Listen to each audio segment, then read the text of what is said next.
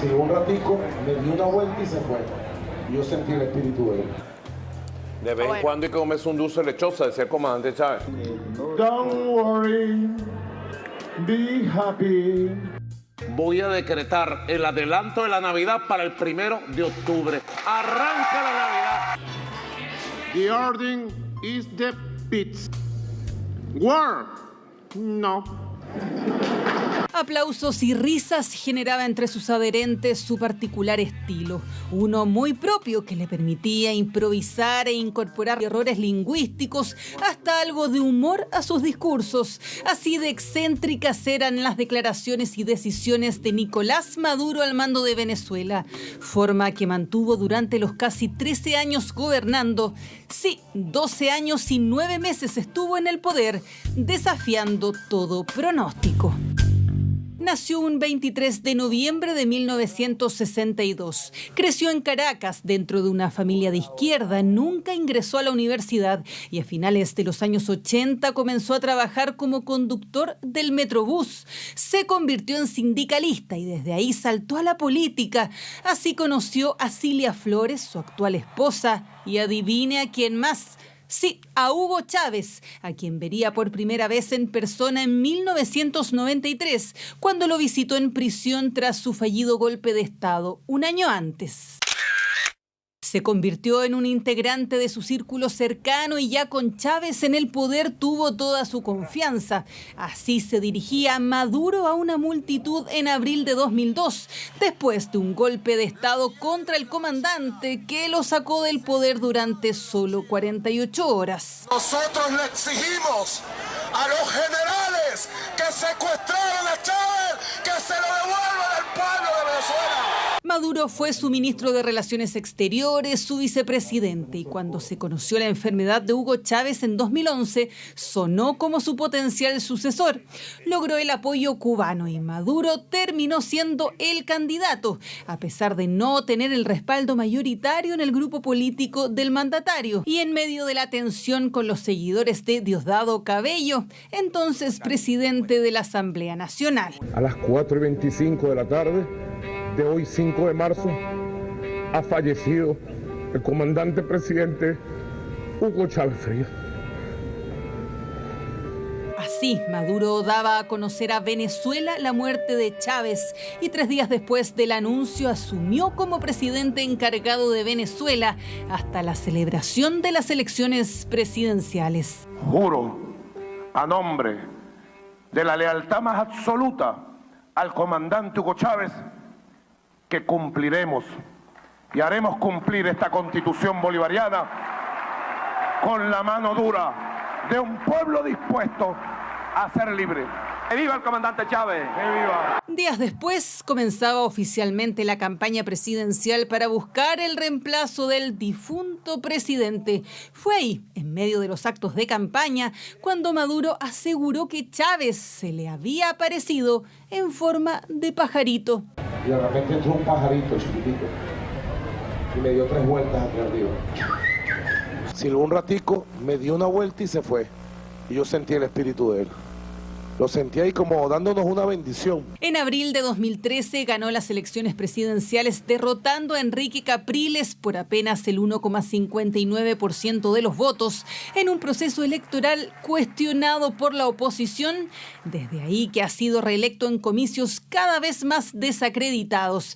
El más polémico, el de julio de 2024, en que el régimen de Maduro cometió fraude a ojos de todo el mundo. El Partido Socialista Unido de Venezuela está listo para presentar el 100% de las actas electorales que están en nuestras manos. No fue así, y en medio de la crisis política, justo el día en que se obtuvo una orden de arresto para el candidato presidencial opositor Edmundo González, Nicolás Maduro anunciaba una insólita medida. En homenaje a ustedes, en agradecimiento a ustedes, voy a decretar el adelanto de la Navidad para el 1 de octubre. ¡Arranca la Navidad! Siguió gobernando pese a los miles de opositores que a lo largo de los años salieron a las calles, pese a las acusaciones de represión, a las sanciones internacionales, a una economía en números rojos y a un Estados Unidos que amenazaba una y otra vez con intervenir.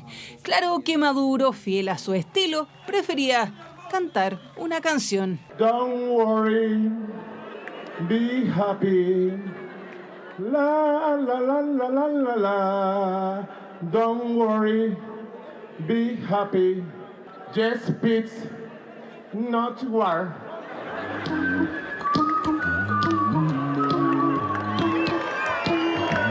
Peace and love. Es el estilo de quien fuera chofer de buses, del amante del béisbol, del sindicalista, que un día conoció a la persona indicada que terminó eligiéndolo a dedo para liderar Venezuela, el mismo que fue subestimado por algunos, pero terminó en el poder durante casi 13 años, hasta que ahora fue capturado.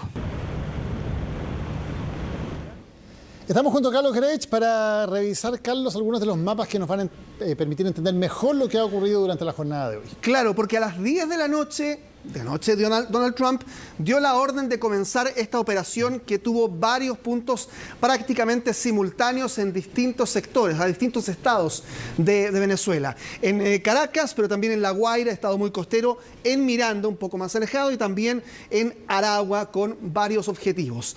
La mayoría de estos decíamos que son simultáneos porque tenían como misión proteger a los helicópteros que se iban a acercar a la casa donde estaba refugiado Nicolás Maduro en Caracas. Y por eso es que hubo estallidos en el puerto de La Guaira, allí donde también implicaba esto cortar algunos flujos de tráfico justamente en el puerto, y también en la base aérea de La Carlota, que fue la que muy temprano vimos destruida en buena parte, ¿no? Con varios vehículos quemados. Había varias versiones, Carlos, de que pudiera haber también existido algún objetivo distractivo en estos bombardeos. Sí, y así efectivamente lo ha reconocido también el propio Donald Trump en este largo discurso que dio durante el mediodía. La idea era que más de 150 aeronaves de distinto tipo, aviones caza, algunos bombarderos, fueron avanzando rumbo al espacio aéreo venezolano y hasta llegar acá, pero precisamente tenían como objetivo, algunos de ellos, abrirle paso a estos helicópteros y, por otro lado, generar distractivos en distintos lugares. Por eso también en el aeródromo de Higuerote, mucho más alejado,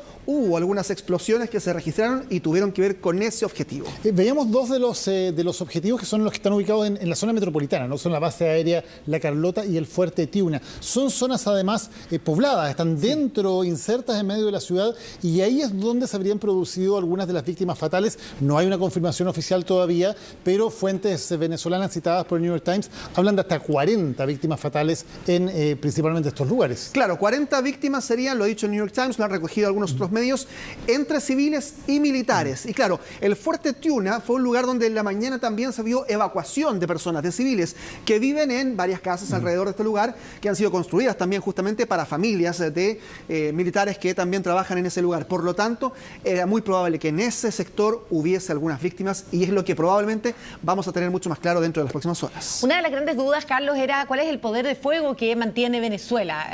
Había Nicolás Maduro amenazado con responder cualquier ataque por parte de Estados Unidos. Ya había dicho Donald Trump que este ataque venía, que sería sobre objetivos particulares, pero que sí se estaba planificando este ataque terrestre. Sí. Y se especulaba que sí podían mantener fuerza antiaérea, artillería que pudiera interceptar cualquier elemento aéreo que ingresara a cielos venezolanos.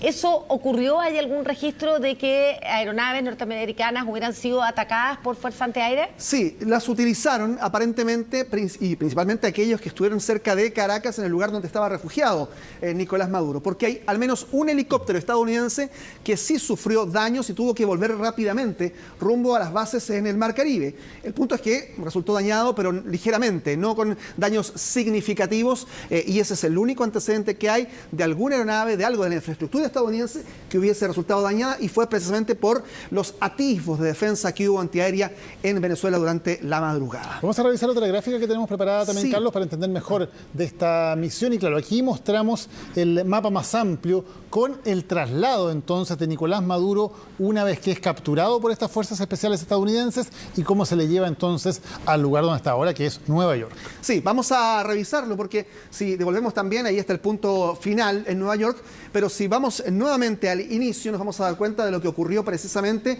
durante esa madrugada. En Caracas fue todo muy rápido para llegar al portaaviones Iwo Jima, que es este anfibio, este buque anfibio, donde precisamente hubo una primera escala para Nicolás Maduro. Aquí ahí en la foto. Hay un primer intercambio porque él es sacado en helicóptero desde Caracas, y este helicóptero entonces llega al Iwo Jima y allí es donde se hace el traslado y se hace, como tú dices, también la primera foto. Claro. La primera foto y la única fotografía oficial que fue publicada por el propio Donald Trump, porque hasta ahora no ha habido otra publicación de imagen de Nicolás Maduro en manos norteamericanas. Exacto, y esto ocurrió relativamente rápido. Recuerden ustedes que a eso de las 2 de la mañana ya Nicolás Maduro y su esposa estaban siendo capturados por las fuerzas estadounidenses, y este traslado fue relativamente rápido hasta llegar a la madrugada. Todo esto, Carlos, recordemos, además facilitado por el enorme despliegue que había de fuerzas militares, especialmente de fuerzas navales de los Estados Unidos en el Caribe. Todo esto lo habíamos mostrado antes también con varias gráficas. Claro. Estaba lleno de buques estadounidenses, portaaviones, acorazados que habían estado rodeando Venezuela,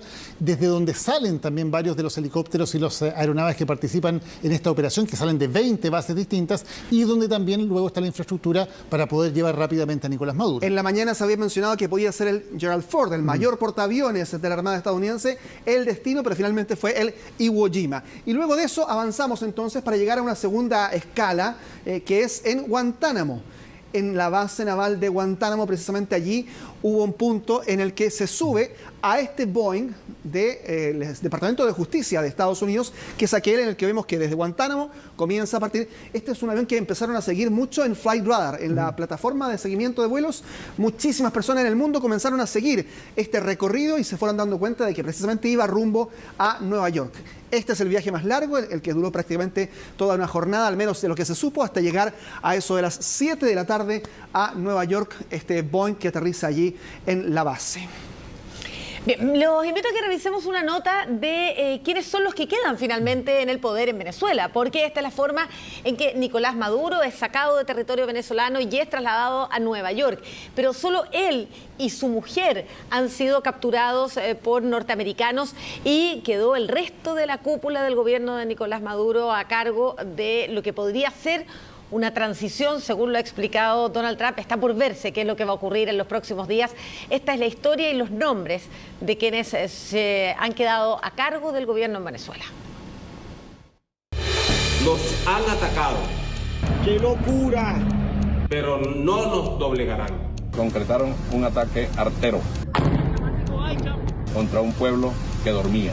Son las voces de las primeras 2 autoridades venezolanas en salir a emitir declaraciones tras el ataque de Estados Unidos a su país. ¡Que viva la patria! Uno es conocido como el guardián militar del régimen de Nicolás Maduro. Padrino López tenía, digamos que el estamento de la represión a través del Ministerio de la Defensa. Y el otro, un confrontacional ejecutor político del chavismo duro, ministro del Interior en Venezuela y autoridad aludida en investigaciones chilenas por el secuestro y asesinato del ex militar venezolano Ronald Ojeda. Está diciendo que aquí en Venezuela hay dictadura. Diosdado Cabello parecía tener un rol más beligerante, más violento, con una figura de mayor temor. Se trata de 2 de los rostros claves en la cúpula de poder de Nicolás Maduro, Diosdado Cabello y Vladimir Padrino López, hombres de confianza del presidente venezolano y dirigentes del chavismo que, según vaticinan expertos, podrían convertirse en los próximos objetivos de captura. ¡Que viva! ¡Leales siempre! ¡Traidores nunca! ¡Leales siempre! ¡Traidores nunca! O sea, Estados Unidos tiene capacidad, ¿ya?, para entrar, matar gente, sacar presidentes, dar golpes de Estado. Tendría que venir una suerte de transición, ¿no es cierto?, pero va a depender de las fuerzas, de la correlación de fuerzas internas. ¿Ya? Estados Unidos incluso puede empezar a bombardear y puede sacar a 4, 5, 6 dirigentes. Y la lista de dirigentes venezolanos en la mira de Estados Unidos es amplia, pero según analistas internacionales se acota a esta imagen que muestra la cúpula del poder venezolano. Nicolás Maduro y su esposa Cilia Flores ya figuran detenidos, mientras que por Diosdado Cabello y Vladimir Padrino ya se ofrecen millonarias recompensas por información que permita capturarlos y llevarlos ante tribunales. Si estas personas insisten en tratar de mantener el poder a la fuerza, ahora sin, digamos, la vocería principal de Nicolás Maduro y Cilia Flores, probablemente su destino sea igual o peor del que está siendo planteado para ellos dos. Pero lo que sí está claro el día de hoy es que no existen posibilidades fácticas para que ellos puedan mantenerse en el poder bajo estas circunstancias. Los hermanos Delcy y Jorge Rodríguez son también parte del núcleo político más influyente del régimen de Nicolás Maduro. Jorge es el actual presidente de la Asamblea Nacional y estratega chavista en el Parlamento, mientras que Delcy es la vicepresidenta de Venezuela y hoy una de las voceras más firmes en la defensa de Maduro ante el mundo. Nosotros estamos listos para defender a Venezuela. Nosotros estamos listos para defender nuestros recursos naturales que deben ser para el desarrollo nacional. Ese uso brutal de la fuerza para torcer la voluntad de los pueblos se lo pueden hacer a cualquier país. Es el círculo íntimo que sostuvo el régimen de Nicolás Maduro, militares y operadores políticos que hoy comienzan a quedar expuestos y directamente en la mira de la justicia internacional. Nosotros venceremos. Seguimos con Carlos Grech para profundizar entonces en la cúpula del chavismo, quienes ya no están, por cierto, y quienes todavía se mantienen a esta hora al mando, al control de Venezuela. Exactamente, y el origen, ¿no? El origen de toda esta información es aquello que supimos a eso de las 3 de la mañana aquí en Chile, pero fue un poco antes también en Caracas, y es la captura de Nicolás Maduro, del presidente de Venezuela, para muchos también un presidente fraudulento en ese momento, luego de las elecciones del año pasado, junto a su esposa Cilia Flores, acusados de narcotráfico y ya entonces rumbo a Estados Unidos a esa hora. Pero además, claro, dentro de la cúpula comenzaron a haber distintas versiones respecto de qué pasaba con todos ellos. ¿Qué pasaba con Delcy Rodríguez, por ejemplo, la vicepresidenta? En algún momento se pensó que iba a Rusia. Había ahí también varias informaciones de agencias que incluso respaldaban esta información. Sin embargo, pronto se supo que ella primero da una declaración en audio a varios medios y luego entonces en la tarde entrega esta declaración donde se sabía que estaba en Caracas instalada y que no solo respaldaba a Maduro desde Caracas, sino que además estaba acompañada por el resto de la cúpula. Claro, Delcy Rodríguez es una figura fundamental porque, de acuerdo al organigrama del poder en Venezuela, al ser vicepresidenta le corresponde asumir el cargo si hay una incapacidad del presidente en ejercicio. En este caso, Nicolás Maduro, que es capturado y llevado a Estados Unidos. Ella, sin embargo, dice en su declaración que Maduro sigue siendo el presidente. Exacto. Y por lo tanto lo mantiene su respaldo, aunque ella asume en la práctica la jerarquía primera del Estado. Y recordemos, ¿no?, que esa es la declaración que da Delcy Rodríguez tan solo unos minutos después de que Donald Trump había dicho que Delcy Rodríguez había acordado, digamos, de una u otra forma, trabajar con Estados Unidos codo a codo en esta transición y que lo había dicho incluso con Marco Rubio en una conversación telefónica. En rigor, claro, la número 2 constitucionalmente Delcy Rodríguez, pero hay un poder importante que ejerce militarmente Vladimir Padrino, el ministro de Defensa, quien publica un mensaje en video temprano en la mañana. Muchos pensaron en ese momento que en rigor ese podía haber sido un mensaje grabado con anterioridad porque hablaba cosas bastante generales en este mensaje y sin embargo luego también aparece en esta declaración conjunta con Delcy Rodríguez y con los otros altos mandos. Sí, ¿tú has dado cuenta, Carlos, de toda esta incertidumbre que se vivió durante la mañana respecto a todos estos miembros de la cúpula más cercana a Nicolás Maduro? Sabíamos que Nicolás Maduro había sido capturado por fuerzas norteamericanas y no se sabía el paradero de ninguno de ellos, había mucha especulación respecto a Delcy Rodríguez con su hermano incluso, claro, que podrían haber salido de territorio venezolano.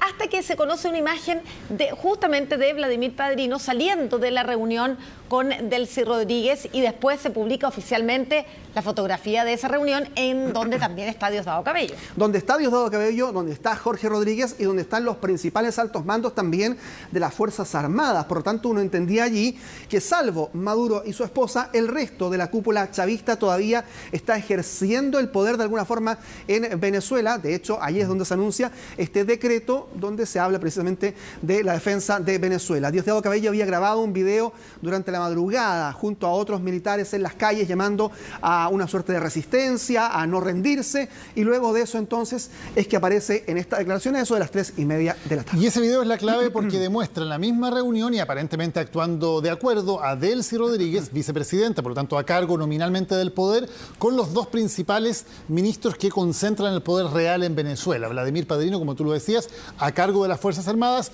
y Diosdado Cabello a cargo de la seguridad y de la represión interior, lo que da una señal, por lo tanto, de unidad en la cúpula del chavismo, aún sin la presencia de Nicolás Maduro. Sí, ¿qué es lo que uno podría esperar a partir de ahora, por ejemplo, mañana domingo? Y es que Diosdado Cabello es muy mediático y suele acompañar cualquier declaración que hace Nicolás Maduro en televisión con una nueva declaración también en televisión, en cadena, en la televisión pública venezolana. Es muy probable que eso ocurra mañana. Es lo que uno esperaría de acuerdo a el ánimo con el que se vio a Delcy Rodríguez en esta declaración de esta jornada. Lo de Vladimir Padrino suele ser mucho más acotado en términos mediáticos, pero también uno esperaría que hubiesen nuevas declaraciones, tomando en cuenta, entonces, reiteramos, lo que ha ocurrido esta tarde. Claro, y la gran duda ahora es si ellos van a encabezar un gobierno de transición o van a seguir siendo oposición a los Estados Unidos, porque en numerosas ocasiones tanto Donald Trump como Marco Rubio durante la jornada de hoy han dado luces de una oportunidad, así lo han dicho, se les ha dado la oportunidad de ser ellos mismos los que encabezaran la transición, y existen las dudas a nivel internacional respecto a que pudiera haber existido incluso una negociación con esta cúpula para poder hacer una transición sin mayores consecuencias de vida. Sí, y la otra opción definitivamente es que Estados Unidos realice esta segunda ola de ataques que había advertido, tomando en cuenta la oposición que podría tener por parte de esta cúpula del chavismo. Algo que veremos más adelante. Muchas gracias, Carlos. Vamos a ir al Palacio de la Moneda, porque durante esta jornada también hubo declaraciones del presidente Gabriel Boric, quien reaccionó y con palabras bastante enfáticas a el ataque militar estadounidense sobre Venezuela. Daniel Tirs ha estado siguiendo la información. Vamos ahora contigo, Dani, a la Moneda. Muy buenas noches. Hola, Dani, buenas noches.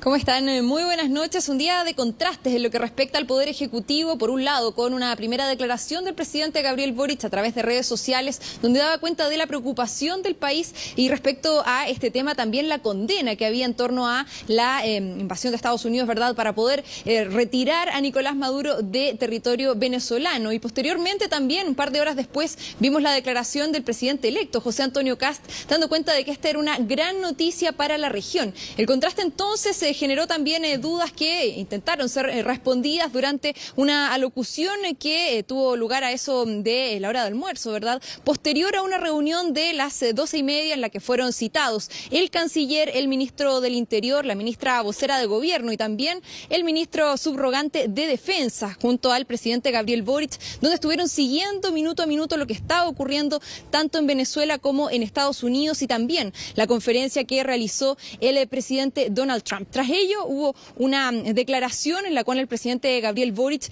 dio cuenta de la oposición a lo que estaba ocurriendo en Venezuela, y específicamente con un detalle importante en torno a la infracción, ¿verdad?, de la soberanía venezolana. Los invito a que revisemos las declaraciones del presidente Gabriel Boric tras esa reunión que se extendió por cerca de 2 horas y media aquí en el Palacio de Gobierno.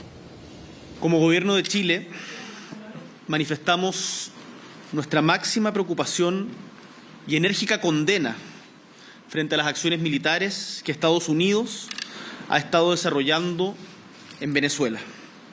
Y en particular, ante el anuncio de que un Estado extranjero pretende ejercer un control directo sobre el territorio venezolano, administrar el país y eventualmente, como señaló su presidente, continuar operaciones militares hasta imponer una transición política.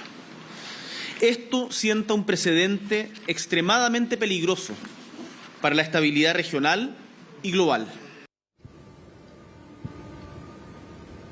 Ahí estaban las declaraciones del presidente Gabriel Boric, que se suma, Dani, a lo que han sido las reacciones internacionales de los líderes prácticamente de todo el mundo.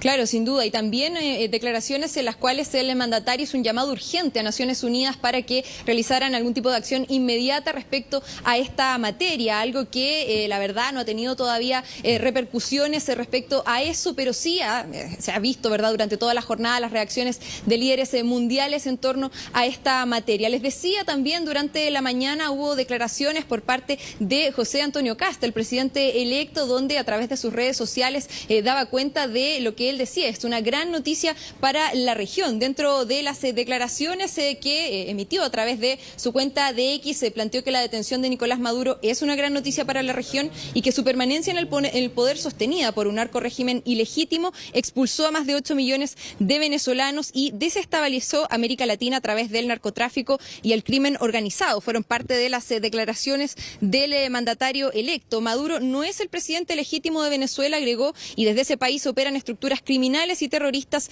que amenazan gravemente la paz y la seguridad regional. Es parte de la declaración que realizó solamente a través de redes sociales, dado que hubo en varias oportunidades consultas a la oficina del presidente electo y no se realizó ningún tipo de declaración en vivo a los medios de comunicación. Quien también respondió preguntas y aclaró parte de lo que se ha dicho respecto a las diferencias que ha habido entre el presidente en ejercicio y el presidente electo fue el canciller Alberto Van Claveren. Revisemos las respuestas a las preguntas de la prensa en torno a ese punto. Es evidente que hay una diferencia entre ambas declaraciones. Yo no me corresponde entrar a referirme a la declaración del presidente electo. Lo que sí puedo afirmar es que la posición de Chile es una posición que se basa en elementos históricos. Chile siempre ha expresado su rechazo al uso de la fuerza. También en el continente latinoamericano hay una serie de eventos en los cuales se manifestó esa posición. Creemos que eso es parte de una política de Estado y justamente creemos que es importante preservar esos principios en materia de política exterior. Dani, también se le preguntó al canciller Alberto Van Claveren por las coordinaciones que estaba haciendo Chile en las respuestas en la materia. Él respondió al menos hasta ese momento que había conversado ya el presidente Boric al respecto con el presidente de Colombia, Gustavo Petro, con el presidente del gobierno español, Pedro Sánchez, que iba a tomar una llamada también con el presidente Orsi de Uruguay y que también estaban en comunicación directa con los gobiernos de Brasil, encabezado por el presidente Lula, y de México, encabezado por la presidenta Sheinbaum. Ahora, todos ellos son líderes del sector progresista de América Latina y España, que han condenado esta intervención de Estados Unidos. No había, al menos hasta ese momento, comunicación con presidentes más bien de derecha, que al revés han celebrado o festejado la operación estadounidense. El caso del presidente Milei en Argentina o del mandatario de Ecuador, por dar algunos ejemplos. ¿Ha habido más comunicaciones, ha habido más coordinaciones y se sabe si va a haber en algún momento alguna declaración conjunta del presidente chileno con otros mandatarios de Hispanoamérica?